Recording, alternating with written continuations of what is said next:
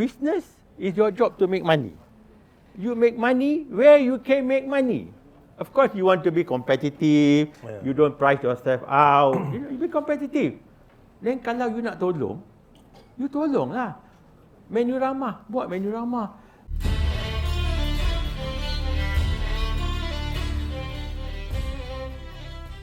Okey Datuk, kita semua tahu Datuk Ameer ni selain daripada seorang usahawan tersohor, Datuk banyak memang terlibat di dalam pelbagai NGO dan Datuk juga merupakan presiden kepada Bumi Putra Retailers Organisation ataupun nama singkatannya BRO.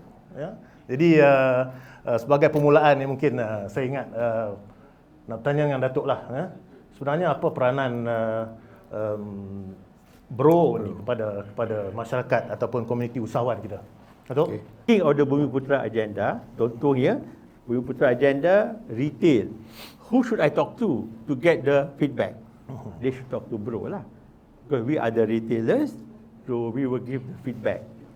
Yeah. On behalf of the Bumi Putra, why? Kalau kita don't make the noise. You see, because you see, if you make the noise, kata, bagilah grant lebih, bagilah ni, orang kata, kau ni nak duit aja. Bukan kita nak duit kan? Give us a so-called a level playing field. At least in the list tu, let me compete lah. Okay. I think that's important. Macam sekarang ni Datuk, kita tengok kos operasi dan bahan bekalan harganya semakin meningkat. Harga semakin meningkat. Jadi untuk PMKS ni, ini sudah tentu macam Datuk kata tadi dah, menjadi satu cabaran. Dan tengok senario sekarang ni di dalam market sekarang ni, banyak PMKS apabila berhadapan dengan cabaran kos operasi semakin meningkat, sebab ada ditetapkan contohnya ditetapkan gaji minima dan sebagainya, kemudian bahan bekalan juga semakin meningkat. Saya tak nak tanya pasal beras lagi tu. Saya sebut secara general, bahan bekalan jadi semakin meningkat. Jadi PMKS ni harus mencari jalan macam mana untuk nak menghadapi atau menangani masalah ini. Tapi kita tengok saya sendiri selaku pengguna, di depan kita pun ada usahawan dan yang juga pengguna, banyak PMKS akhirnya meletakkan beban kenaikan harga ni kepada pengguna. Jadi macam mana Datuk melihat senario ini dan macam mana kita boleh cadangan Datuk lah ataupun pandangan Datuk selaku Presiden BRO, macam mana perkara ini kita boleh tambah baik lagi pada masa-masa akan datang dan juga membantu juga usahawan buat keputusan. Untuk saya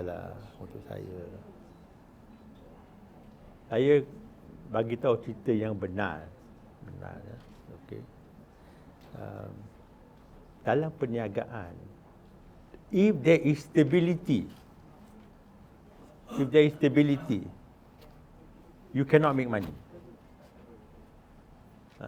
So if you all hope harga tak naik, yang ni tak jadi, semua senang, tak ada peperangan, tak ada COVID, tak ada ni, how to make money? Seriously, how to make money? You need disasters to make money. America survives on war.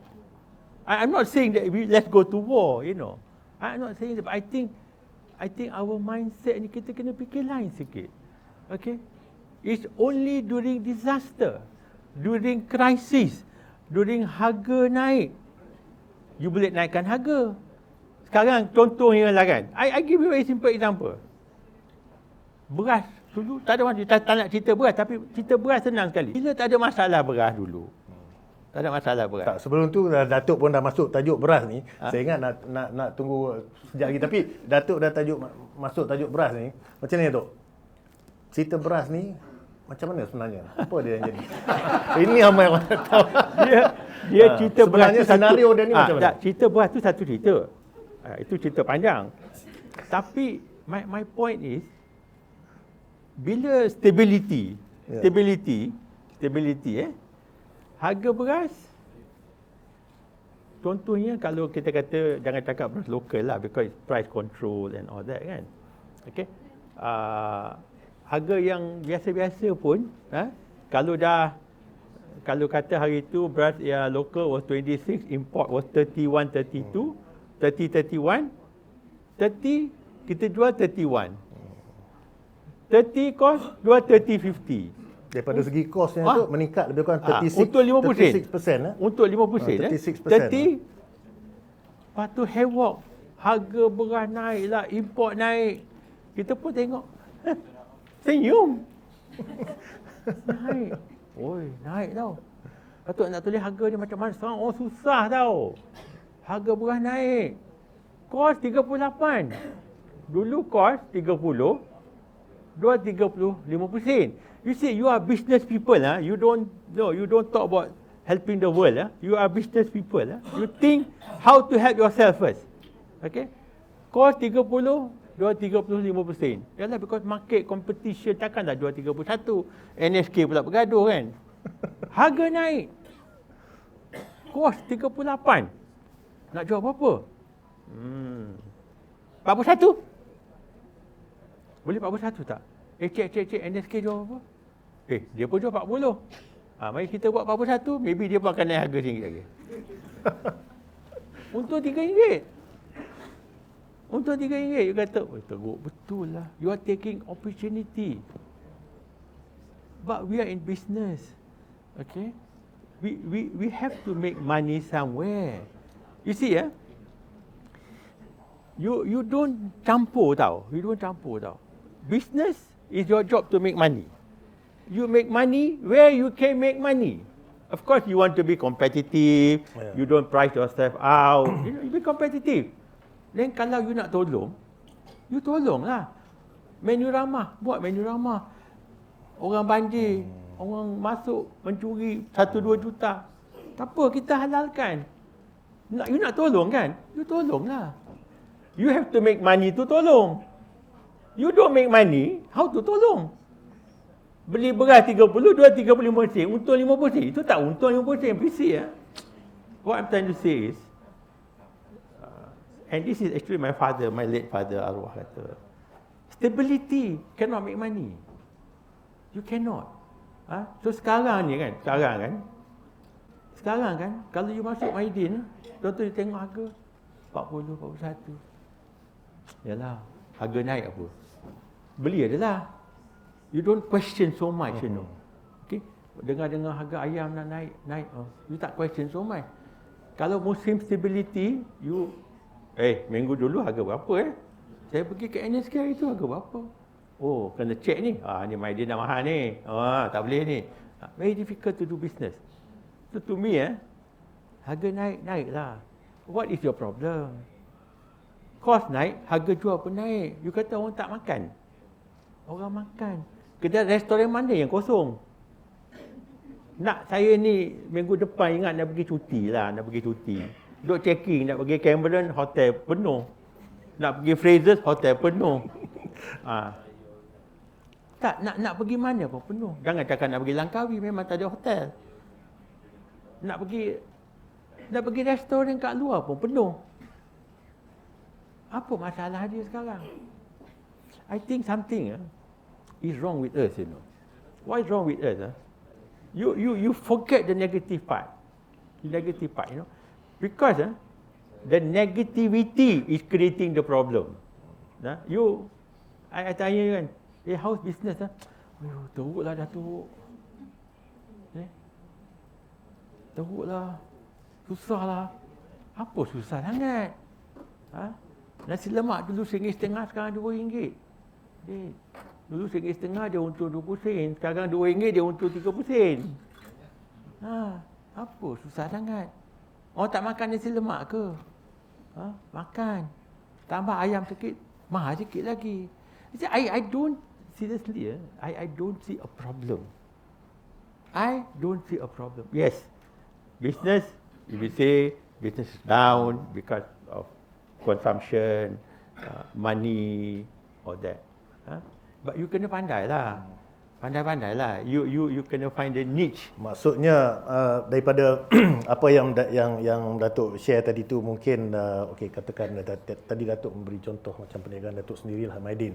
Mydin ini mempunyai dia punya segmen marketnya yang tertentu lah. So you will just play around with the price as untuk dedicated to your own market segment lah. Tapi mungkin isu-isu sekarang tu dia bercampur lah. Ada market segment yang lain yang mungkin tidak kalau isu kenaikan harga ni mungkin sensitif untuk market segment yang lain. Tapi macam kerajaan dah buat sekarang ni, dia ada menu rahmah untuk membantu market segment yang lain. Tapi cumanya adakah menu rahmah itu dapat betul-betul serve everybody in that particular market segment. Jadi benda-benda yang macam tu yang mungkin menjadi isu sekarang. Ada yang pergi kat mana dia buat menu ramah, dia kata saya buat 30 pinggang aja lah menu ramah, I cannot afford, nanti saya rugi kan. Contoh because menu ramah RM4, jual 49, RM5, ada orang jual RM5 kan, RM5 cost, ingredient cost maybe RM4.20. You ambil ayam potong 8, you calculate RM4.2, RM4.3, jual RM5, rugi tak rugi lah, untung tak untung, tak boleh cover rental. Tapi kita kat Mydin, menu ramah is unlimited. Habis kita masak. Tapi taklah laku sangat pun. Tak ada restriction. Kalau you pergi nasi kandar, maybe dia kata, "Oi, sorry bos. Bos kata satu hari 100 pinggang aja. Habis lah. Tapi nasi kandar kat Mydin pun tak habis pun. Mana orang miskin nak makan ni? Mana orang tu yang nak menu ramah tu? You see, statistics have shown. Because I'm being very honest, very brutal, because you are supposed to be entrepreneur. I'm not making a political. You don't what I say here and what I say outside. I'm half a politician kan. Something I cannot say outside. But as you are business people, you have to think. Everything you have to calculate. I'm not going to be sitting there and say, bagus, kita nak tolong rakyat, kita kena buat. Betul lah, niat tu betul. Bukan dia kata tak nak tolong. Tapi kita fikir, kita kira lah. Bila kita kira, Datuk, sorry, bila kita kira, kita buat menu ramah, unlimited tau. Unlimited. 100 pinggang kita jual satu hari satu pinggang. Baru 10 pinggang aja menu ramah. Kalau kita jual 200, it's only 10 to 15%. Then you see, mana yang orang susah ni? Where are they? Because you see, we are not limiting. Kalau you kata, saya turun bawah, dia kata dah habis lah bang. Tapi kat Mydin kita tak, maybe orang tak pergi kat Mydin kot. But Mydin is everywhere. You kata, alah you kat Subang tu maybe high end, orang tak perlu makan. Ini orang kaya. But kat Mydin, kita kat Jasin pun ada. Kat Manjoi pun ada. Tu orang kampung Melayu kat sana tu. Ramai orang kampung Melayu aja. Tapi sama juga. So, when we decide on something, first we take a risk. Bila kira kata, kalau semua orang makan menu ramah, habislah saya ni. Tapi kata, tak apalah, habis-habis pun kita nak tolong. The niat is correct. It is not. Bukan niat, alah, you very calculative, you want publicity. No, nothing to do with that. When the decision was made, memang niat nak tolong. But I have to think also, will it kill me or not? It cannot kill me. I'm willing to help. You see, my father once told me once, kalau somebody drowning tu apa dalam bahasa Malaysia? Kita tak pas. Lemas. Nak mati lemas ya? Lemas. Dia lemas lah. Nak tolong dia kan? Dek, pergilah tolong kan. Bagi satu tangan, cuba tarik. So, I mean, let's be practical. You say, tak apalah, you masuk 2 tangan, you mati sekali lah kan, tak apa kan. You mati sebab you nak tolong orang. Okey tu, ada soalan. Ada soalan di Slido tu. Ini ada penonton kita bertanya. Keluar sikit lah daripada topik tadi, tapi juga berkaitan dengan polisi kerajaan. Apakah langkah kerajaan memperkenalkan kenaikan SST daripada 6% kepada 8% ini langkah yang tepat, Datuk rasa? Kerana kos operasi syarikat juga dilihat akan meningkat. Kita, the industry cadangkan buat GST. Betul, buat GST. Itu yang dicadangkan industri lah. Industri termasuk bro lah. Termasuk siapa dalam I tell you ask anybody in the industry. Kita nak GST. Nak GST. sebelum GST dibuat dulu, okay? Bila kita ada, saya cadangkan pada kerajaan, saya buat GST 1%. Saya kata buat 1%. 1% pun berapa bilion tau. Buat 1%. Kata, buatlah 1%. Orang tak marah. Kan? 1%. Kalau bangang RM10, 10 sen. 1%. Dan janganlah buat pening kepala. Beras tak payah GST, gula tak payah, cili kering kita tak tahu cili dah tumbuk tu kena GST, yang belum tumbuk ada GST. Pening. Buat pening kata. 1% semua. Bayar je lah. So when you do something so simple, maknanya 1% across the board lah. Across the board, semua orang bayar. Semua orang bayar. You dah tahulah. You ni peniaga ya, you bayar. Esok naiklah 2%. 3%. You see Singapore, a classic example. GST dulu 3%. Sekarang dah tak silap 8%. 8%. So pelan-pelan dia naik. I mean overseas some country very high, 15% whatever. But I'm not saying that. But at least you go 1%. Maknanya semua orang bayar. Start to educate dulu. Educate the people, the system. Sistem kita, kalau tak jalan pun tak apa. Jalan pun tak apa, orang tak marah. Then, continue. You see? You implement GST now. Okay lah, buatlah 3% ke. Janganlah tinggi sangat. So, very difficult. Buat 3%, whatever. Buat sekarang. Buat 2 tahun. Dah 2 tahun tu, you have got the money. You have the money, you give the money. But you have implemented something for the good of the country for the first 2 or 3 years. And the first 2-3 years, you got the money. You got the money and you can help the country. Sekarang, budget deficit. Sekarang ni Datuk, tadi Datuk bercakap dan Datuk beri contoh perniagaan Datuk sendirilah yang sekarang dah ada berapa cawangan ni Mydin Datuk? 62 tu. Okey Datuk bagi contoh tadi dari sudut pandangan macam nak play with the situation ni dalam konteks Mydin lah. Mydin ni syarikat yang besar di negara ni kan. Tapi saya nak tanya pula bagi pihak PMKS yang lebih kecil yang ada di depan kita ni, mungkin mereka peniaga yang lebih kecil, banyak cabaran-cabaran mereka. Tapi nak tanya senang lah. Macam di antara cabaran ni ialah kalau dia ada produk, macam mana nak letakkan produk ni di hypermarket? Di hypermarket. Jadi ini selalu kadang-kadang orang bertanya kepada marah dan sebagainya. Datuk bagi sikit Datuk pandangan ataupun tips Datuk. Boleh. Sebab orang yang buat air ni tak pernah jumpa saya ni. Kalau dia punya putera, kalau harga dia betul lah, kata 80 sen contohnya. I don't think so. You check harga berapa dia. Because we don't have seriously kat Mydin drinking water adalah ala fonte. Okay? Tapi saya bukan tak nak support ala fonte, kawan saya juga. Tapi dia dah besar dah. Dah besar dah. Tapi tak ada yang kecil. Yang kecil, yang kompetitif enough.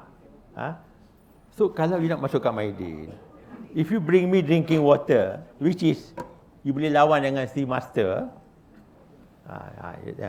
Dengar saya kata. You have to be competitive. There's no free ride. You have to be competitive. You don't have to be cheaper than Sea Master. Because it's drinking water. It's okay. Kalau Sea Master saya untung 50 sen, maybe for yours I untung 30 sen pun tak apa. Because nak tolong push. But it's a local. Kompetitif ni not only pada harga dia. But there is no local, seriously, competitive drinking water. You nak masuk kat Mydin, kopi Tongkat Ali.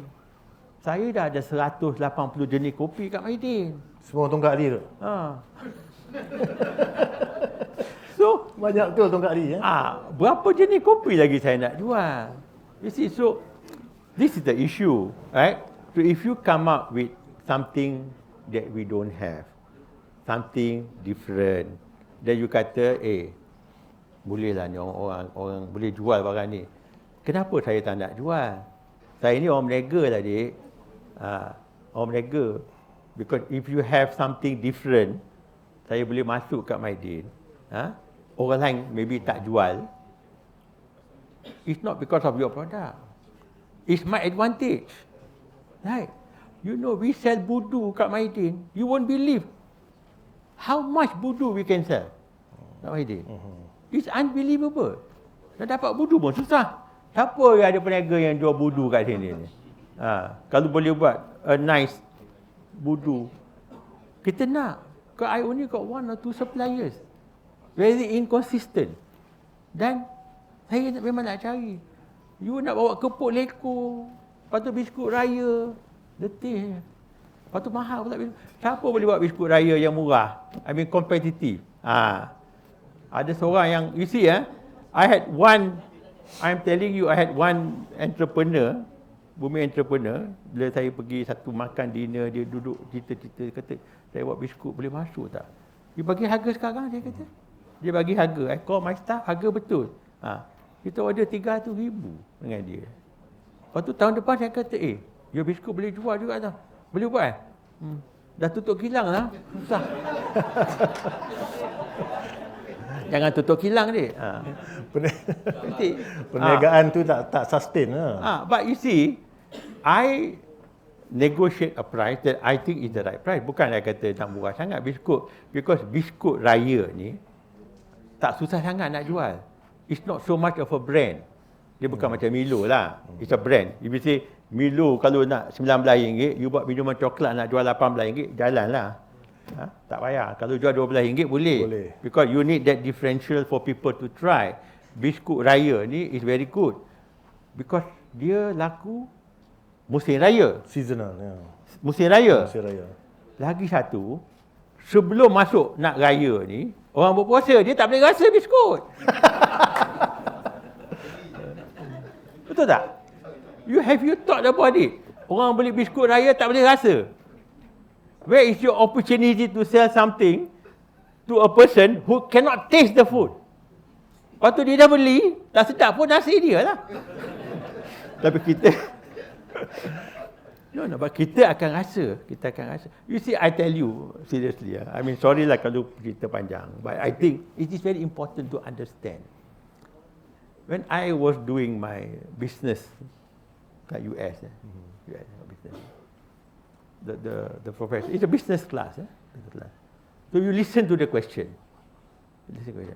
You are given an opportunity to sell burger at an airport transit lounge. Contohnya lah, KLA 2 lah, KLI 2, bukan KLA 1, KLI 2. Okay, you got ada tempat, dia bagi tempat. Jual burger. Because US punya story lah. Kalau sini kita kata jual nasi lemak, tapi sana dia kata burger. Okay. You can sell one burger, katalah for $2. Okay. Cost $1. The burger is horrible, but it's $2. Okay. You can sell a very good burger, nice, Carl Junior kot, okay, nice burger. Katalah maybe $4 or whatever. And then you can sell the medium range burger, lebih kurang not so bad, not so good. Which burger will you sell at an airport transit? $4. You know what the professor said? Why? It's airport. The flight not going to come back to you. But you make your $1. Sebab dia bukan nak jadi repeat customer. Because he's not your repeat customer. Different. You kata, I nak jual burger kat Mara stall, kat bawah. Siapa nak beli? Staff Mara datang, staff kat depan hotel datang. You better sell a good burger lah. Or good nasi lemak lah. So customer datang. You see, that's why I say, you must understand where. I don't agree with the professor 100%, but that's not the issue. The issue is he's making you think. Make you think, because people don't come. Why are you so worried? No? You will say, I must give good food, this and that. Just I'm trying to change the mindset. We are business people, think as business people. Of course, you think long term, you think. Okay, Tok. Boleh kita soalan tadi? Lupa dia soalan. Ada soalan tadi ke? itu soalan dari asalnya, apa dia challenges kepada usahawan-usahawan yang lebih kecil untuk nak masuk ke hypermarket, macam contohnya macam Mydin lah contohnya. Boleh kita ada soalan daripada penonton yang dalam dewan? Ya, sila. Masuk biskut je. Panjang jumpa. Jadi itu ini soal bahan mentah untuk kita produce kita punya produk. Salah satu daripada bahan yang banyak sangat, yang memang banyak kita pakai ialah telur. Ada hari telur kita boleh dapat RM12 30 sen. Ada hari RM12 90 sen. Ada hari kita yang nasib baik kita dapat RM18 tu. Masa tu telur dah habis dalam kita punya kilang kita, yang ada RM18 saja. Kita tak boleh nak naikkan harga kita hari-hari. Macam mana telur turun naik hari-hari. So ini masalah tu. Mungkin Datuk boleh cerita sikit supaya kita faham apa masalah nak telur ni. So dulu dah tak ada telur. Lepas tu ada telur. Lama-lama kita jadi tak ada telur banyak. Dan kita harap biskut kita masuk mesin. Dia ada 2-3 cerita pasal telur lah, macam cerita ayam. Tapi kerajaan dah akan apungkan harga telur. There's no price control. There's no price control. Dalam bajet yang baru diumumkan. Dalam bajet yang umumkan dia akan float. Dah. Dan pagi tadi pun saya duduk cerita, semalam pun saya jumpa. So what will happen if you're taking of telur for this raya lah, yang akan datang kalau nak start buat biskut ni kan. Harga kalau you pakai grade A for example, harga telur sekarang kalau control is 45 sen. 45 sen. Dia akan naik. So before you quote the price, you better make sure you know the harga telur akan naik lah. Dia akan naik 10 sen lah. 55 sen. Boleh dia naik 60 sen. 60 sen Omega yang you kata RM18 tu. 18.5 you beli kan. Omega. So harga telur akan naik. You have to be agile, flexible, tengok situasi and get it done. Okay? For you your costing now has to be telur at, kalau pakai grade A 55 sen. Then you quote lah. You know? Actually you have to quote now because we are already blocking for raya tau. Kalau you nak masuk telur, nak masuk telur pula. You nak masuk biskut ni kan, you better get my number and then you better WhatsApp to me and then meet my buyer and sort it out, because by next 2 weeks after that you come and see us, we will not buy already. Kita dah. Itu untuk hari raya? Raya you ingat jauh. Tak jauh untuk kita. Baju kurung raya pun dah nak sampai bulan depan. You see, the process of planning is 1 year. Baju raya yang nak masuk raya ni, lepas tahun raya dulu tu, 1 bulan kita dah pergi dah. Dah tengok design, dah import. So kalau puan-puan semua ni duk fikir, baju raya tahun ni saya nak pakai yang macam mana, nak lace ke, nak ni, kat tu ke, you tak payah fikir. Pasal we have already decided what you going to wear. No, if you are thinking that you are going to decide, I'm very sorry to say you are not the one who's going to decide. Not necessarily Mydin, but the industry has already decided what is your color for this year, what are you going to wear, what kind of tudung you going to wear. It's already decided. Tak apa. Thank you, Mara, for this session. Thank you, Dato' Ameer. Thank you, Atin. From Wawasan Hitam Malaysia, we are so proud for this initiative. Satu saja kita nak tanya sangat-sangat Dato', that's why kita datang hari ini. Okay, throughout Dato's journey, throughout your empire, the 60, 70, congratulations your branches. Please share with us the number of usahawan Bumi Putra yang telah berjaya Mydin bimbing from micro to macro. Please share with us, Dato', so then we can inspire and be inspired. Thank you. I don't have numbers. I don't have numbers. Tapi I know there are many. There are many. I can think of very fast macam Fitrah. I cincau. Arwah bapa dia bila kita buka Mydin kat Subanjaya, first time kita masuk. Dan tak silap saya, dia jual, bapa dia sendiri, arwah dia sendiri letak bagi tasting, I think used to sell 100 botol, 200 botol, dia pergi tempat minta orang tolong masukkan kedai, dia tak bayar pun tak apa, dia kata nanti jual bayar, fitrah. Tapi unfortunately he passed away many years ago. Tapi anak dia, I was very worried because at that time the daughter very young, but the daughter had done an excellent job, and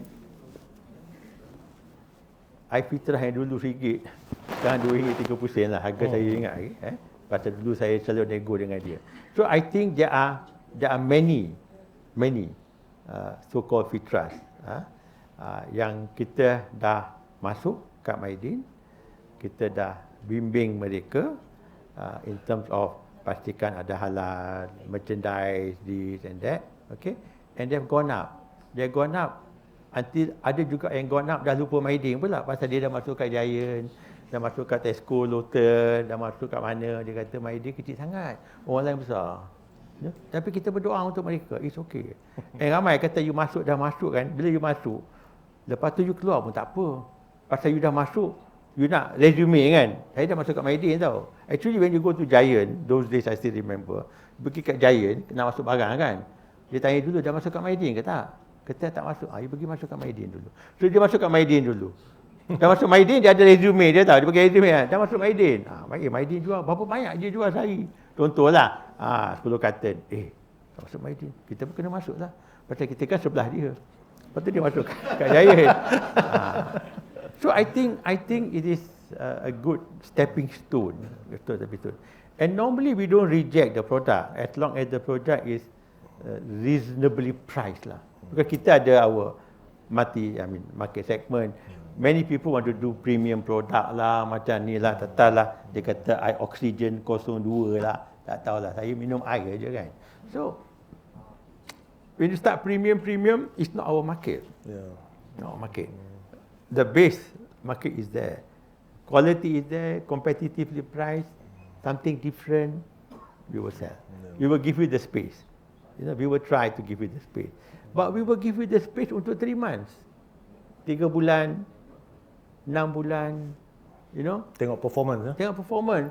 Kalau you hantar barang, lepas tu you tak mari, you tak buat promotion, you kata tak laku, then it's not our problem. It is your problem. It's your product. You see? You have to do the promotion, you have to come, you yourself tengok barang, then I'm sure you can do it. Tapi tu mungkin tadi soalan daripada wawasan Nita tadi tu mungkin soalan tu is a bit pada saya subjektif. Pada Mara pun orang selalu tanya soalan yang macam tu. Mara ni dah 57 tahun, berapa banyak usahawan yang telah Mara bangunkan dan sebagainya.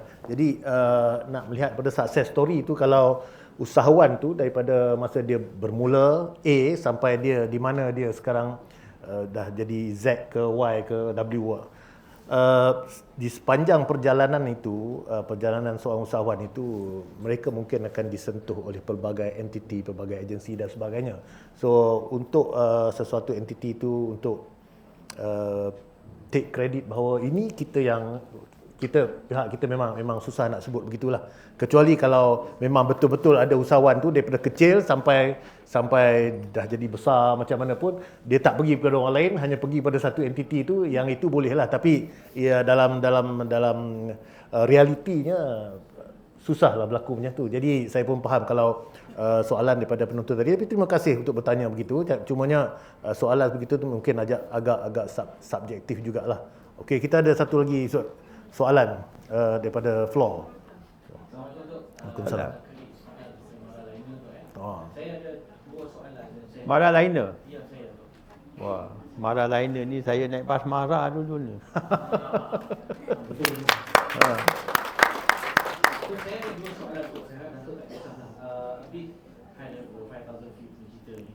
Datuk ada mention tadi kan dalam di peringkat awal tentang keperluannya pengusaha-pengusaha berputar ni untuk capture bigger market share dalam industri. So soalan saya quite simple tu, what do you think is the single biggest challenge yang mengekang usahawan-usahawan berputar kita daripada menjadi on par dengan MNC brands, the Nestle of the world, the Procter & Gamble of the world? Itu soalan pertama. Kedua tu, kerajaan bakal mengadakan Kongres Ekonomi Berputar awal Januari tahun depan. Is that a joke? It is. I know it's serious. Yeah, okay. But nothing happened the last one, so I wonder whether it was a joke. So anyway, I'll get straight to the question. Soalan saya, what would be your single biggest aspiration to see KEB ni dalam membantu mencapai menaikkan market share ataupun economic pie? Terima kasih tu. Okey, dua soalan untuk. Yang pertama, apakah biggest challenge untuk seorang usahawan Bumiputera misalnya untuk jadi superhero lah dalam industri kan. Tadi tu disebut the likes of Procter & Gamble. So we answer the first, then you ask the second. First one. And I think the challenge is that we want to be number one too fast. Kita nak cepat kaya. Nak cepat kaya ni masalah kita. Kita tak nak ambil masa. You see, I take example of Mydin because that's the only business I'm in kan. Take Mydin. Kita bermula tahun 1957. Sama Merdeka Malaysia di Kota Baru. Kedai papan. Okey. 20 tahun daripada satu kedai papan tu kita buka cabang kedua, kedai papan kat Terengganu. Lagi 15 tahun ke lebih kurang macam tu, saya buka kedai pertama kat Masjid India. 800 kaki persegi. You know, 800 kaki persegi is half of this room, you know. Maybe less. Okay. Berapa tahun? 20, 15. You know, it takes time. Kita ni nak cepat sangat. Because you see, you know, this question was asked to our Facebook guy, you know, apa nama tu? Facebook siapa? Dia kata, wah, suddenly you big Facebook, wah. You said, nobody realized for 10 years, I was in my dorm there, coding. For 10 years, nobody even look at me. You know, I was working so hard. And in a way, I got lucky. In a way, I got the right product. Then I got it. But for 10 years, I was suffering, you know. You see? So, kat Mydin pun sebetulnya, we suffer, you know. We suffered. When we were small, we suffer, you know. Tak cukup makan. You know, you kalau boleh lah, nak advertise. Always take opportunity to advertise. Bila buku Mydin Untold Story kan. You all tak beli kan? I should have put the condition. Siapa-siapa yang masuk pintu depan tu, beli satu buku dulu. At least dapat berniaga kan? 2 buku RM14, 90 sen. Kan? So I'm serious.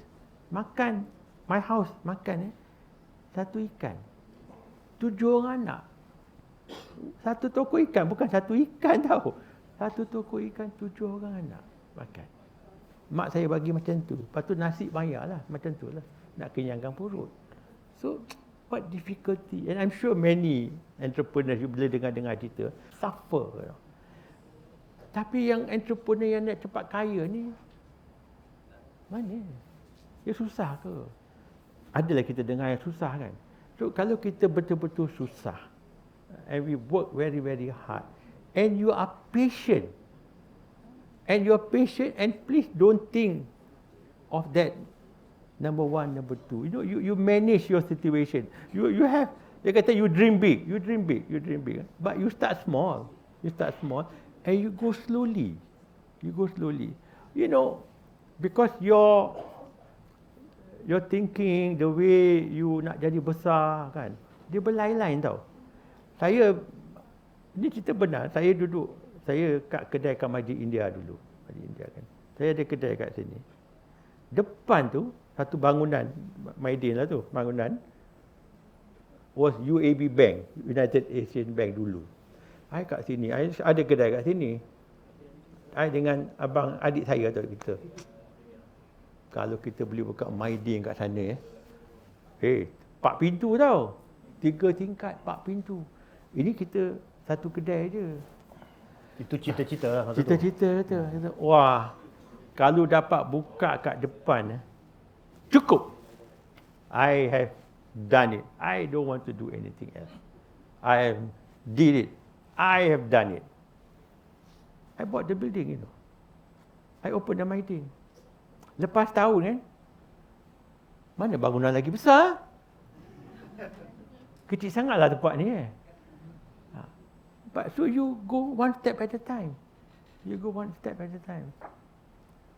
But I want to say this. Saya nak cakap. So dah cakap bahasa Inggeris lebih tapi saya semua orang faham lebih kurang. Satu yang mustahak for a journey for an entrepreneur or a businessman. You better marry the right woman.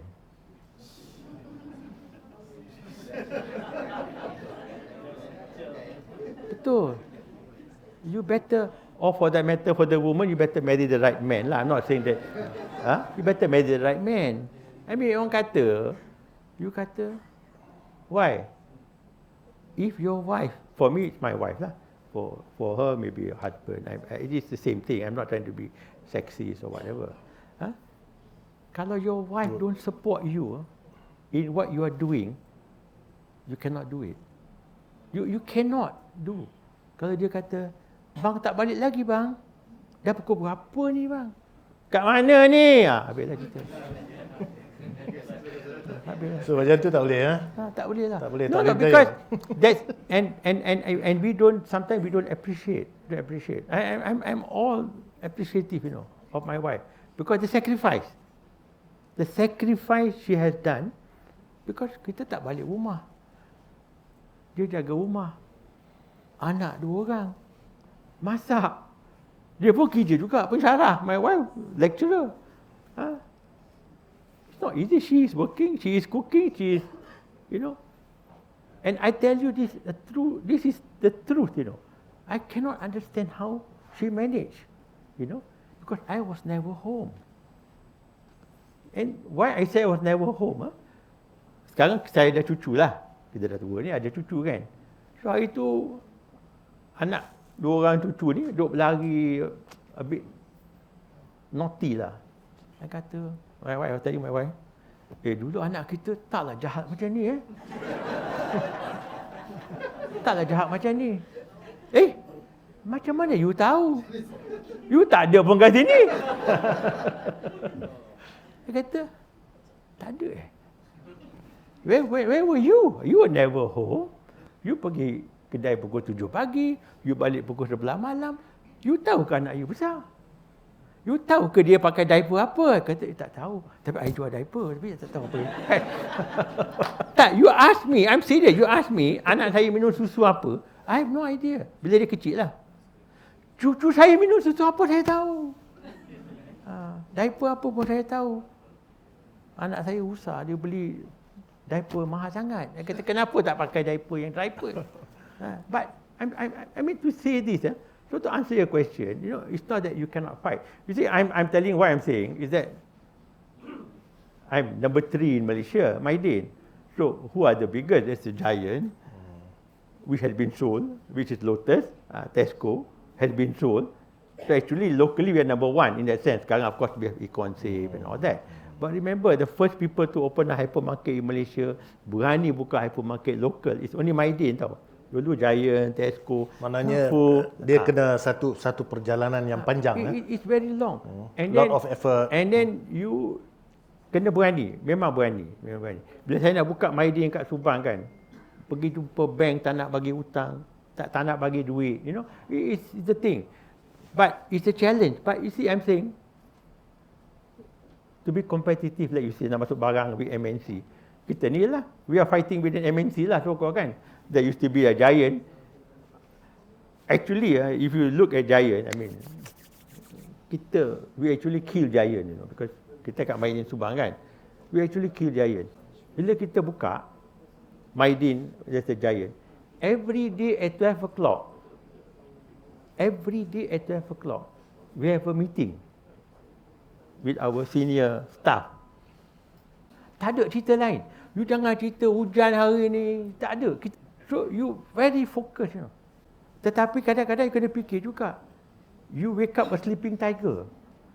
Dia tutup, dia buka balik lagi cantik. Bahaya. Because bila dia tutup, kita kata, habis dia. Tapi, kita dengar dia nak buka balik. Buat renovation, buat baru. Alamak. Saya belanja 20 juta.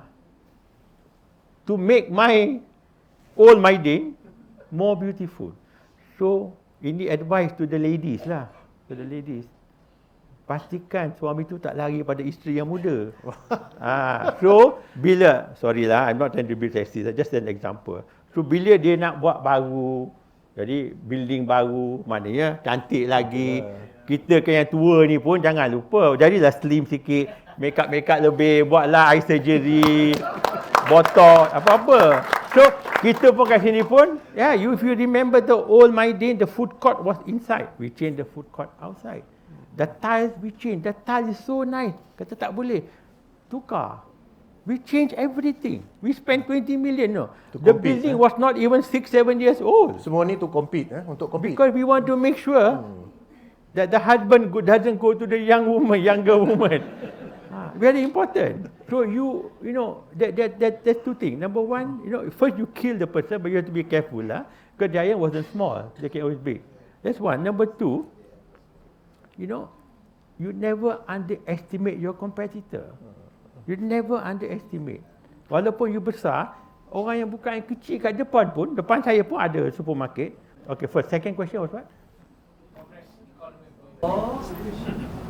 Aspiration. How the government should help the economy and keep the growth. We have a lot of aspiration. Okay? I have nothing to say to the government of the day lah. Okay, forget it. You forget.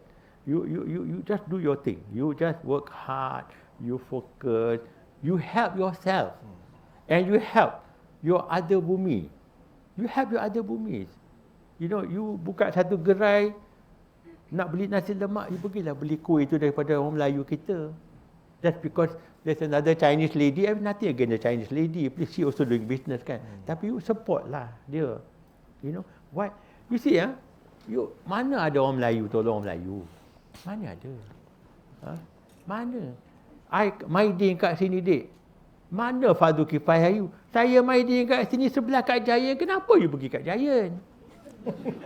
I mean, kalau kita betul-betul nak tolong orang kita, nak pergi, you pergilah. But I'm trying to say, if you have that thing in your head, first is our fardu kifayah. Number two, I nak tolong orang kita. If you say that to yourself, there's a Mydin here. Why do you people go to Giant? Why? I ask why. Berkata, dia lagi murah. Tak, dia lagi mahal. Dia jual semua barang halal. Semangat yang macam tu akan lebih banyak bantu. Dia jual semua barang halal. Tak lah, dia jual arak kat belakang tu. Halal tak halal, tapi I'm not going to go to that part. But I'm trying to say is that you yourself, how supportive are you? Not necessarily Mydin tau, wherever you go lah. Maksudnya kita harus you pergi kat 99. mengutamakan. You see there is a Bumi Putra provision shop sebelah kat rumah you, kan? 3 pintu tu ada 99, kan? You pergi kat 99, you tak pergi kat sini, kan? Alah, you pergilah kat situ, you kata dia barang tak cukup. Dia barang tak cukup pasal you tak pergi. Kalau semua orang pergi kat sana tolong dia, kata dia mahal sikit. Dia mahal sikit pasal you tak pergi. Dia bukan nak jual mahal. Dia pun nak jual murah. Tapi the problem is, you tak pergi. Kalau you sutu satu kampung, you kata, semua pergi kedai ni untuk 3 bulan. Kita tengok apa jadi. Mesti dia barang penuh, harga penuh, he become competitive, dia beli barang lebih. You tak nak tolong. Anyway, to answer your question, that's my answer. I have no aspiration for the government. I have nothing to ask. Kalau you kata pun, please ask what you want. I don't want anything from the government. We only ask the government, don't disturb us. Jangan kacau kita. Okey, Tok. Ini saya ubah sikit. Apa you marah? Kita pergi kepada digitalization pula. Sekarang ni banyak kempen pakai QR Pay lah, digital situ, digital sini. Macam mana Datuk tengok PMKS kita ni patut reflect kepada kempen-kempen sebeginilah. Jadi Datuk pun dah melalui satu tempoh yang panjang dalam bisnes, daripada zaman dulu very conventional, sekarang ni ada apa macam-macam lah. QR Pay lah, kita ada online semua bayaran tidak pakai cash lagi. Macam mana benda-benda ni Datuk rasa boleh membantu, ataupun PMKS kena cepat semua kena respon kepada benda ni, ataupun okey untuk jalankan bisnes cara yang konvensional? Macam mana?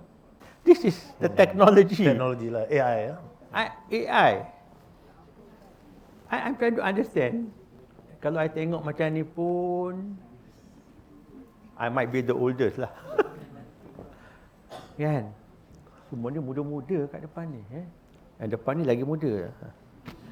I tak kata depan ni lagi muda, I kata depan ni lagi muda. Faham lah, because you know why? These are my customer. You men are not my customer. The ladies are my customer. You see, I'm talking also, I'm only looking at this side. I mean, not only they're more beautiful on this side, but they are my customers. My focus is always on my customers. You see, I already know what they're wearing, which tudung they are wearing, you know, what color it is. You see, ni yang tu ada embroidery, yang ni tak ada, ni pakai lace, you see. I'm very focused tau. Sometimes I also get worried, my wife look at me, why are you looking at this beautiful lady? I say, tak perasan pun, I duk tengok kain apa dia pakai. You know, anyway, to answer your question. Why I asked the question was, why have you not embraced that? Kenapa tak? Dia bukan kena bayar. Kalau you kena bayar tu, the advanced version. Kan? It is something that you should get into. You must, see the minute I dengar dia kata, pening kepala apa ni nak panggil anak susah, nak cakap pada anak lagi susah kan, cakap dengan staff lagi senang kan. Cakap anak kata, alamak, you won't understand this lah. Susah. Okay, so kita panggil staff kita, boleh tolong tak?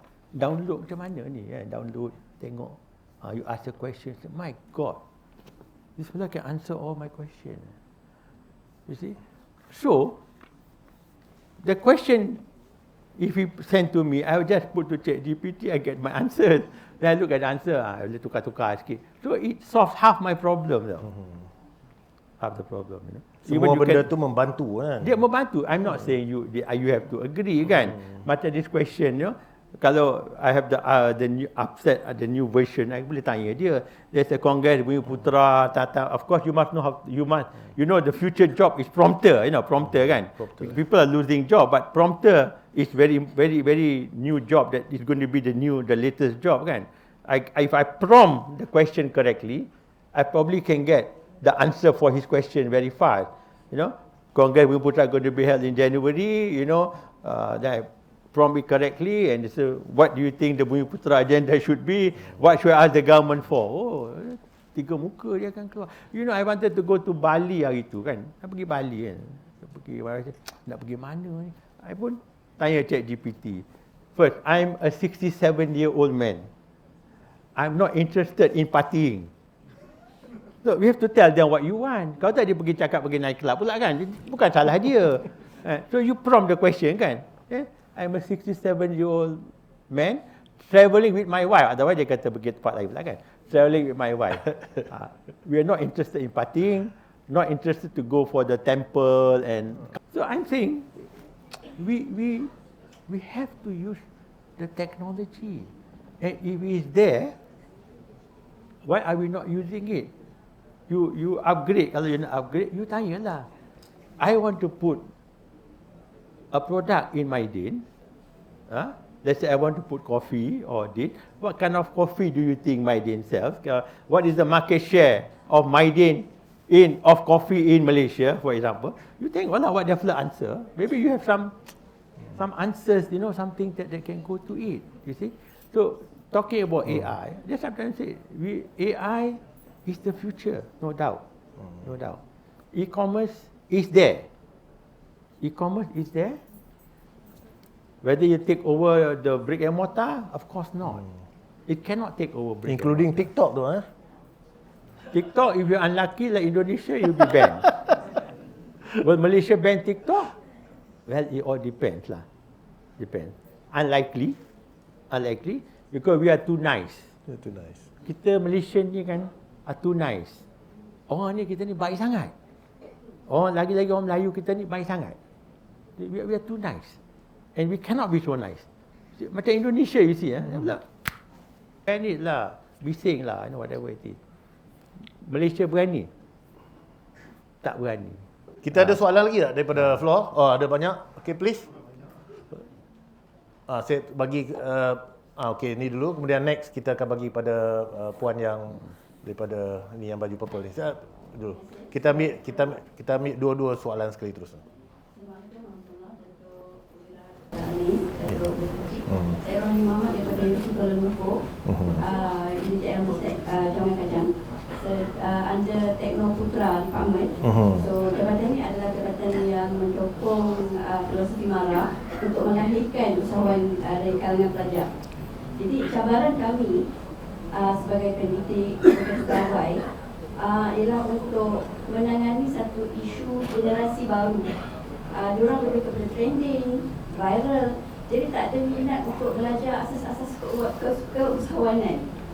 Jadi ada cabaran kat situ. And then tambah lagi bila tenaga pengajar bukanlah usahawan sendiri, ya. So memang sangat-sangat mencabar. So jadi apa pada pandangan Dato', pendekatan yang lebih efektif. Sebab ni kalau student ni kalau dia fikir benda bisnes tu viral, that's it, dah cukup, dah ada income, dah boleh jadi jutawan. So itulah cabaran sebenarnya. Pada pendapat Dato', apakah pendekatan yang sesuai untuk generasi sekarang? Okey. Itu satu soalan. Kita ambil satu lagi soalan tu. Assalamualaikum warahmatullahi wabarakatuh. Saya Ustazah Siti Afifah binti Syabudin. Saya Datuk kenal Syabudin. Saya penyelaras Biro Agama dan Kebajikan Usahanita Negeri Selangor. Dan jadi di sini saya sebelum tu saya nak ucapkan masih kesempatan, mungkin ramai yang tak tahu, saya kenal awal kenal Datuk ialah masa pondok Pasir Tumbuh Kelatan terbakar. Jadi Datuk adalah orang salah satu memberi sumbangan secara rahsia kepada bukan kepada pondok. Sekarang dah tak rahsia. Masuk ke kawasan kampung. Maknanya secara tak langsung masuk ke kawasan kampung. Masa tu Datuk masuk kawasan kampung, amat saya rasa tersentuh hati apabila melihat dalam diam seorang punya perusahaan besar Mydin masuk kawasan kampung, memberi amanah pada saya untuk mencari orang-orang tua mana-mana yang di mana dikata tolong rahsiakan. Tapi hari ini saya bongkarlah, dah lebih bertahun-tahun. Okey. Soalan saya. Jadi sikit tu. Di sini sebab kami daripada Persatuan Usahanita Negeri Selangor, untuk pengetahuan Datuk, kebanyakan usahawan kami adalah dari pelbagai kluster industri dan usahawan dan pengusaha yang kecil-kecil dan luar bandar dan kampung-kampung. Bagaimanakah Mydin boleh bantu usaha seperti kami? Adakah Mydin, Datuk, sedia selalu nampak kempen di media sosial hanya di gedung di tempat mall Datuk? Tapi apa salahnya kalau Datuk datang turun, orang suka viral, pergi pada pengusaha-pengusaha kampung dan memberi solusi kepada mereka bagaimana Mydin boleh membantu penduduk-penduduk kampung. Kebanyakan mereka ni tak tahu macam mana nak masuk ke dalam tu. Biasanya Cina, sebab tu saya masuk Usahanita Negeri Selangor ni sebenarnya saya nak tolong orang-orang Melayu kita terutama di kawasan-kawasan kampung. Terima kasih Datuk. Okey, dua soalan dulu. Tadi soalan yang pertama daripada seorang pensyarah menghadapi banyak cabaran nak latih graduan-graduan kita ni untuk jadi jadi entrepreneur sebab nombor satu katanya sebab perbezaan umur generasi ini yang sekarang ni dia lebih kepada benda-benda yang viral, cepat untuk buat sale dan sebagainya, cepat berpuas hati dan sebagainya. Dan lagi satu pasal pensyarah ni dia pun bukan usahawan. Saya sebetulnya bila dulu ahli lembaga pengarah marah pun, saya cadangkan siapa-siapa nak masuk perniagaan lepas universiti jangan bantu. Saya nak dia pergi kerja dulu. Because I don't believe seriously from a university perspective, okay, bila you graduate daripada university Terus jadi usahawan. You have the set skills to jadi satu usahawan. Kalau boleh, kerja 10 tahun. Terlibat dalam industri dulu. Terlibat dalam industri that you minat. And you will be surprised bila you kat universiti ke apa-apa you belajar semua tu, saya minat jadi nak jual tudung macam Nilofa. Lepas tu you pergi cuba jual tudung kat kedai runcit, you tengok alah pening kepala lah.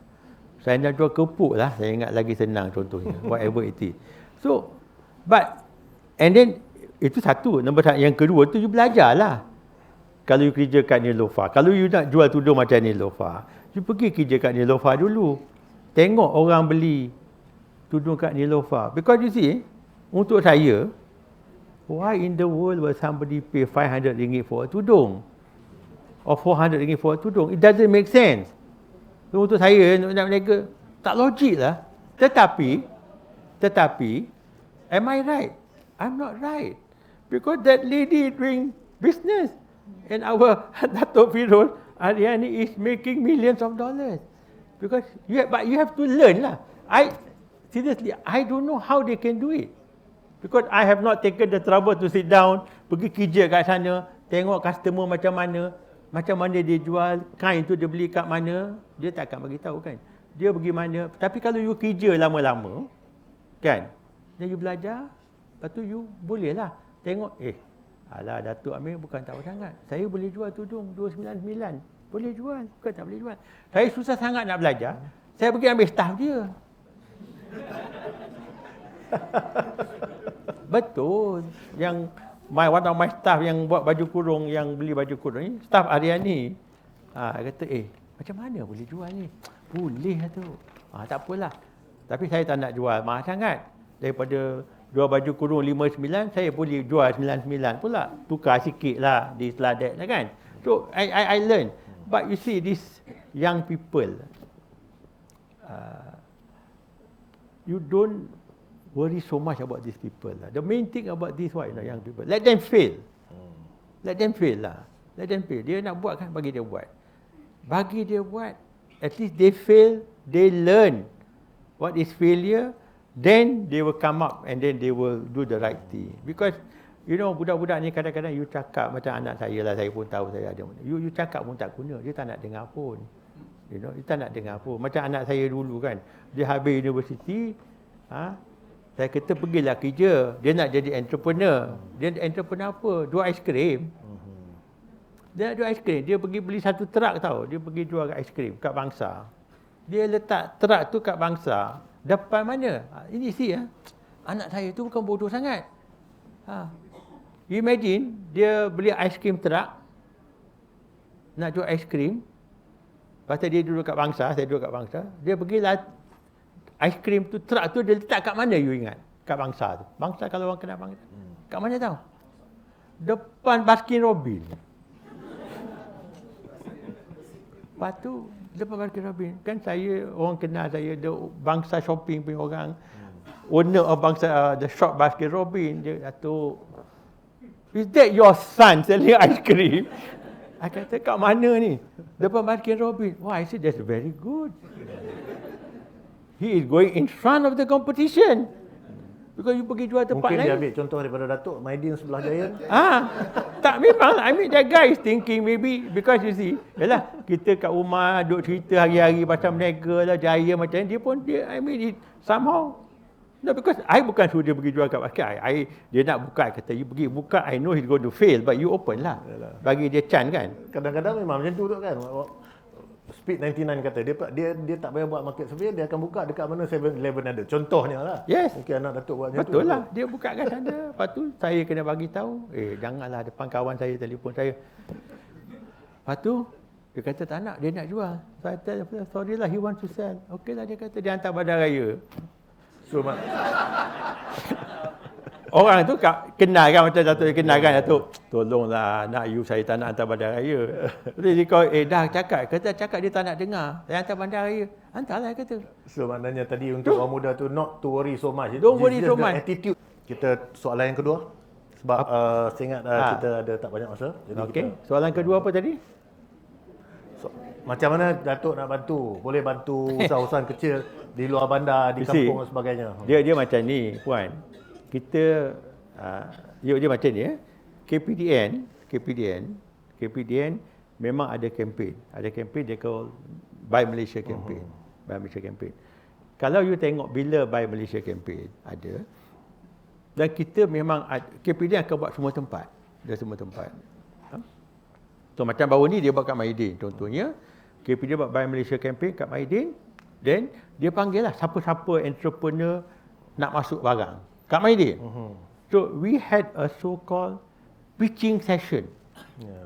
So kita very clear. Nak masuk barang kat Mydin, you pitch. So my buyers kat depan, it's like a pitch lah. You nak masuk tomato kecap, okay, cakap lah. It's a pitching. Di Mara pun sekali-sekala memang kita buat aktiviti ni lah bagi. Correct. Pitching session. So pitching. Dan kita bukan saja pilih tau. Bila kita pilih, I can't remember the number, 5 ke 10 orang. Kita bagi dia hadiah lagi. Kita bagi dia free.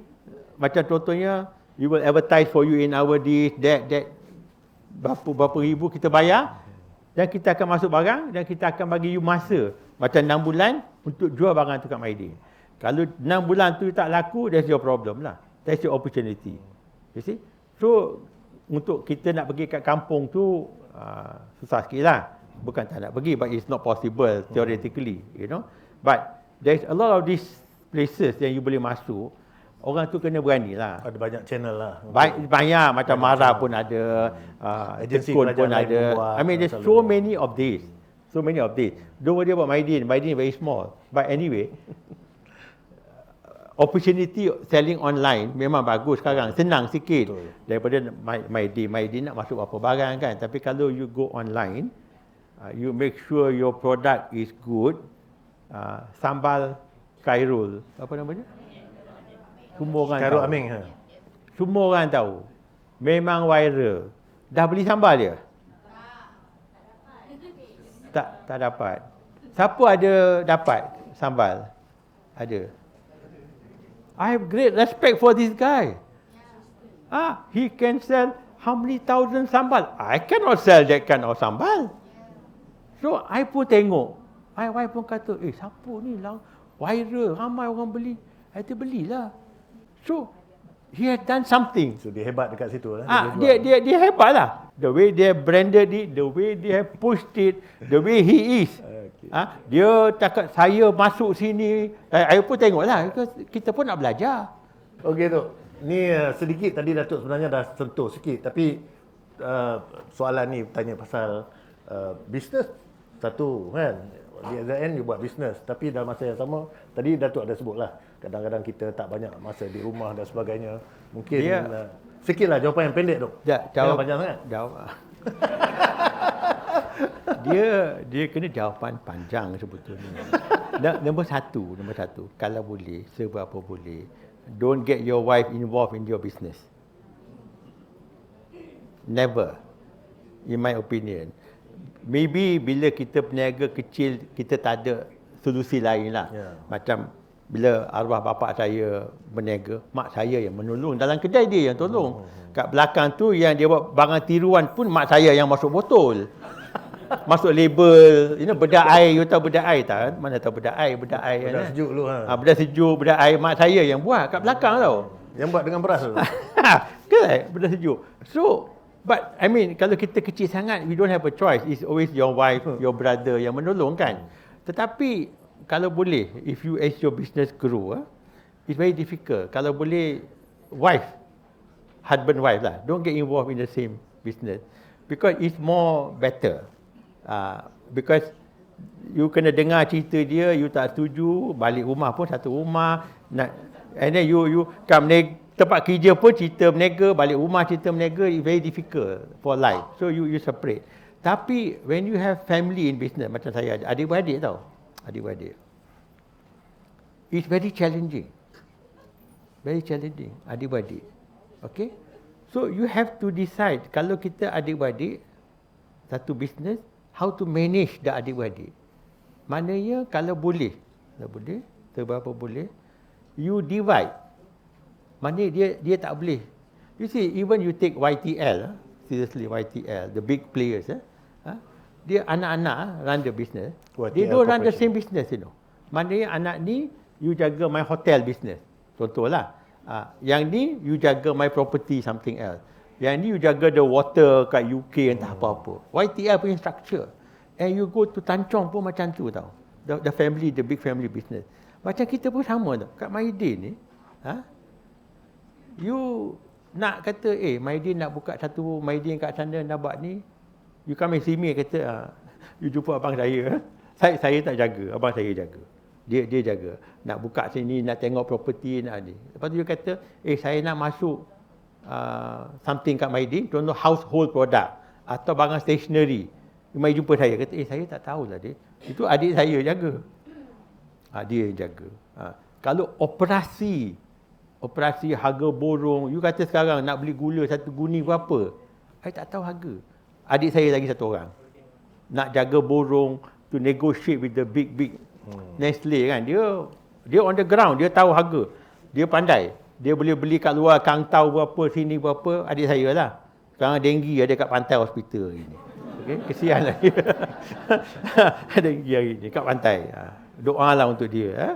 But dia yang jaga. So I'm saying that in business you divide. So dia seorang-seorang, then that's one thing. Tapi one thing, although kita 4 adik-beradik, I have my elder brother, I'm number 2, number 3, number 4. Satu kepala. Siapa kepala tau? Saya. Actually it should be my elder brother, but for whatever reason he has got his personality. I mean, just like you look like Mbang, Tan Sri Azman, tapi people know Tan Sri Azman, they don't know his elder brother. Dato Adlan ke, maybe now Tan Sri Adlan. Dia yang elder brother. Somehow the family, you know lah, one become the spokesperson. Macam I'm the front page lah, so called front page. Tapi yang kerja-kerja tu lain. Karakter dia berlainan. Karakter lain-lain. Dia, personality dia lain. Dia tak suka mari sini nak bagi. Dia bukan tak tahu pun. Dia lebih tahu pada saya. You see. So you manage a family. You give different things to do. So if even you are small business, yang kata adik saya jaga kilang. Saya jaga marketing. Saya jaga nak jual, nak pergi kedai, nak masuk Mydin. Itu saya buat. Ini abang saya, abang saya dia jaga kilang, dia tahu nak beli cili kat mana, macam mana nak buat. So you separate. So dia jaga dia, you jaga dia. Jangan masuk isteri sekali, bagi gaji. All of us earn a salary. You know, kita kat Mydin, semua orang gaji sama. Adik-adik saya semua gaji sama. Dia semua dapat gaji sama. You nak beli rumah apa? Up to you. You nak pergi cuti? Up to you. Gaji sama. Gaji sama. So, first bila sebelum kita, dia lain-lain tau. Kalau nak pergi cuti, company bayar pergi sini. Dia kata, dia pergi cuti, company bayar. Adik you pergi cuti. Macam mana saya? Kita tak nak cuti ke? Company bayar kan? Pergilah. Sekarang bayar, bukan sekarang, dah lama dah. Bayar sendiri. Nak pergi London ke? Mahal sangat lah. Pergi Bali je lah. Because duit you sendiri apa? Your own money. Your own money, right? So even you travel, when I travel, contoh for business, my wife ikut, hotel, company bayar lah. Bukan satu katil kan. Tapi, makan sekali, biar not that difficult lah. Jangan makan pula nak asingkan. Tapi flight, company tak nak bayar. Kalau nak duduk 2 malam, kita dah pergi jauh contohnya, kita pergi ke Bangkok macamnya untuk kerja, 2 hari cuti lah. 2 hari lebih, company tak nak bayar. Untuk saya pun company tak nak bayar. You bayar sendirilah. So, that way you don't bergaduh pasal small thing, because sometimes family, sikit-sikit pun bergaduh. Jangan sampai makan suami bayar dia punya je, isteri bayar sendiri. Jangan macam tu pula.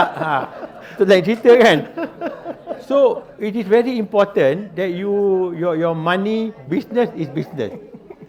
Business, personal, you separate.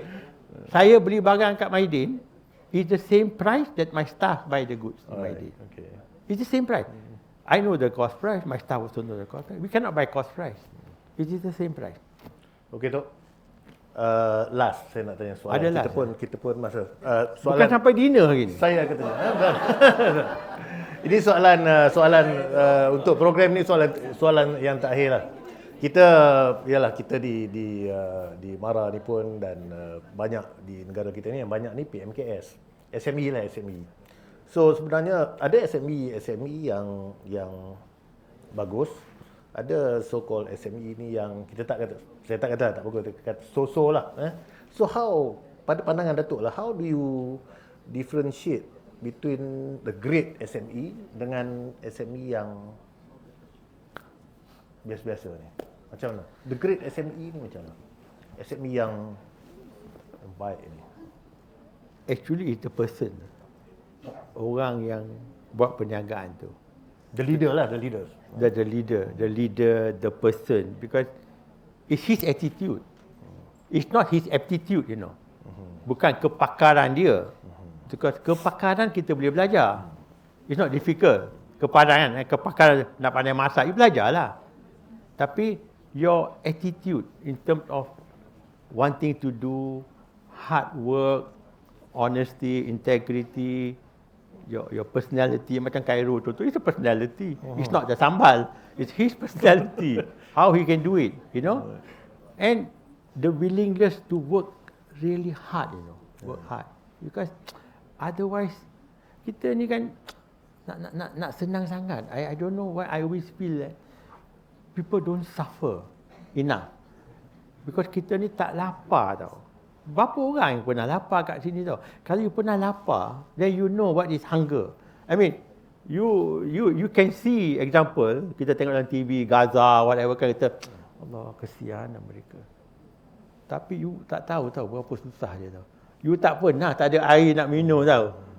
You tak pernah lapar. Kalau you lapar, you jalan mana-mana pun, lapar lah. You mari sini, duduk. Saya bayar. Duit dah orang tahu, orang bagi makan. You tak lapar. I don't think we Malaysians know what is pain. You see? So to me, the differentiation basically is the person. More important the person. His willingness to go the extra mile, rajin, hardworking, whatever. And then of course Mahara will give the tool lah. The tool to help. I mean bimbingan, this, macam mana, tolong give the market, macam mana introduction, nak masuk barang Mydin. Sekejap lah saya panggil Datuk lah sekejap. You pergi jumpa. I mean at least you open the door. Open the door. Macam Datin hari tu pun dia datang pun hari tu dengan bawa entrepreneur dia pula. Dia datang nak jumpa sekejap boleh? Boleh. Apa cerita? Tak apalah nanti kita cerita. Tu bahaya tu, nanti kita cerita.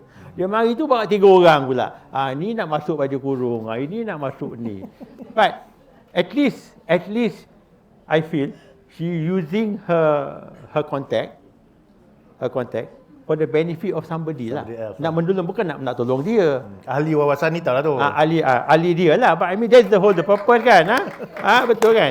So seriously, even our PPIM, Datuk, dia kata nak jumpa, kalau nak jumpa, saya dah tahu. So is the person lah, the leader. Attitude seorang usahawan tu akhirnya akan membezakan PMKS ataupun SME yang bagus dengan whatever entity lah yang dia lead kan.